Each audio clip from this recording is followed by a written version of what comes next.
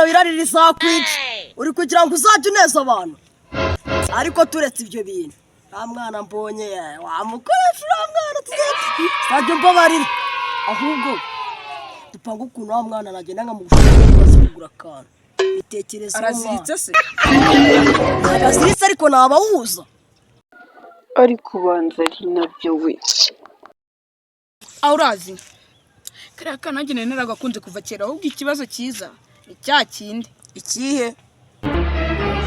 oh no ugira isoni mana we uri ikigoryi umukobwa ukamukunda mana ukagira isoni zo kujya kumurabura uragenda ukamurabura yakwanga akakwanga ahubwo reka tuganire ukuntu ugiye kubikugira ngo ngene vuba ibyo mere bazanyikubite wakigoryi nta kintu yagutwara nese ubwo irikoze nta kintu yagutwara iwabo cyane ntabwo bazabimenya ko niyo banabimenya vugisha ukuri nta kintu yantwara nta kintu yagutwara bwire urumva ahubwo wowe urumva nyigisha ukundi bagatereta noneho urumva tukoza kwaje kwa pula mva ukuntu tugiye kubigenza ngenda wumva muhagarike nongeye nimara kumuhagarika urakora ibishoboka byose kugira ngo agukunde genda mubwire yuko hari umuntu ushaka ko baganira noneho uragenda umuganiriza ariko nyine urasa ku ngingo yuko nyine wamukunze abakobwa b'iki gihe bakunda abahungu bize bavuga icyongereza kandi banazi kurwana ku buryo umuntu agiye akagira ikintu kibiyongoza muri kumwe wamurwanirira ahubwo umva ibintu nanjye nekera urabona hari hepfo hari utwatsi wongeye kujyayo uhita umubwira none umva ukuntu biri bugenda urumva wowe uraza icyongereza ubwo nyine ukuvuga ikintu uvuga ngo so utuntu nyine tugaragaza yuko ari umuntu yize ntabwo ari ibintu biba birenze cyangwa tutamo akajambo ngo nyoko nyoko ntabwo ari icyongereza ndavuga because ni utuntu nyine umuntu nyine avuga katakata none se kuki iso iza si ikinyarwanda iso waso aso ntabwo ko mu cyongereza ariko reka tubyihore naribi ariko we nunsebye nakubwiye ibintu bibiri umukobwa akunda umuntu uvuga icyongereza n'umuntu uzi kurwana ubwo bibiri nubura na kimwe amaboko nyabari mwana ndasinjya ngenge ahubwo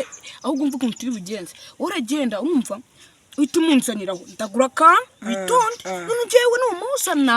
urumva ibintu turi bite dukurikizaho urumva utugenda utekeye nk'agatipe kazi gashaka kutwiyongoza urumva aho ukabwire kataza kunkubita bya nyabyo mwereka ko nta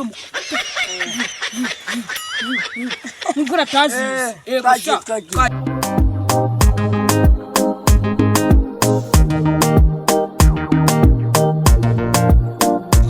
komeza igiye kunyura hano hepfo sibyo hari ubikora fresh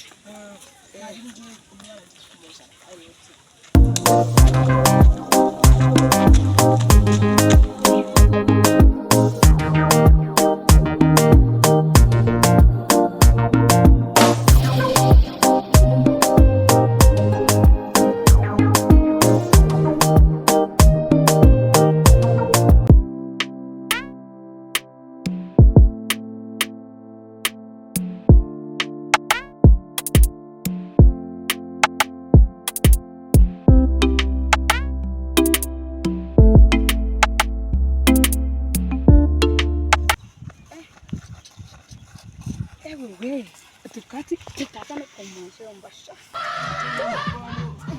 araza yicara bite mubwira so ntagukuze kandi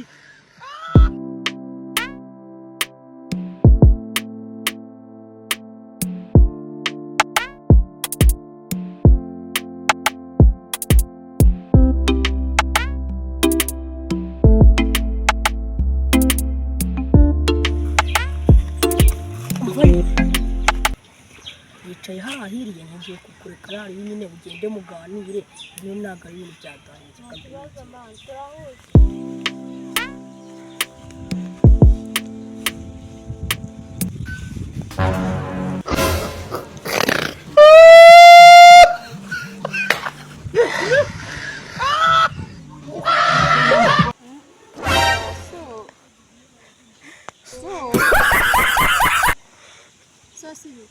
nta bindi yambwiye Kasongo yeye.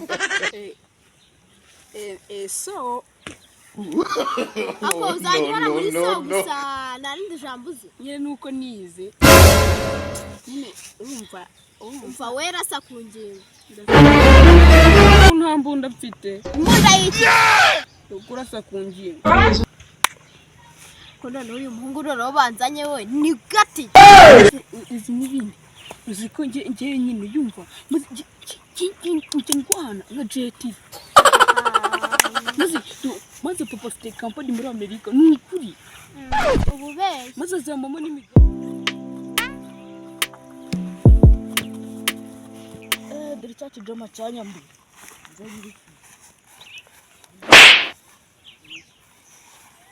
amwana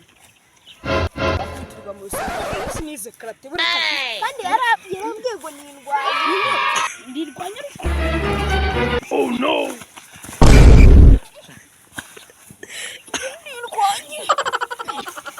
ituza nimbwa no kwisi imbebe ebyiri zinahatse Jesus! Jesus! Hey!